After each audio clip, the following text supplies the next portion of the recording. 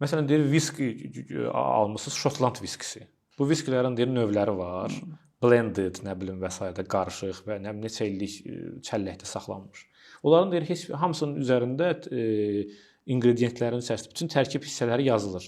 Amma yazılmayan bir şey də var ki, məsələn, əgər bu Aralıq dənizi sahilindədirsə, ümumi həmin dənizin atmosferinin də bunda tərkibi var. Heç bir deyir onun inqrediyentlərin içərisində bu Aralıq dənizinin də oksigeni, havası buna dəyib yazılmaz. Bax, o hissin strukturudur. Yəni bir mətni, bir mədəniyyəti tədqiq eləyəndə onun, yəni belə demək istəyirlər də, yarandığı həmin vaxtki sonradan üstündən keçəndə unudulan atmosferi və ab-havanı unutmaq olmaz. Habitatını yazmırıq. Yəni Bourdieu'nun sözü ilə desək habitusun.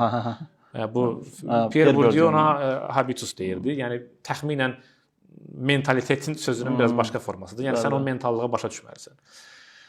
Və fizikadan bir termini elə bilir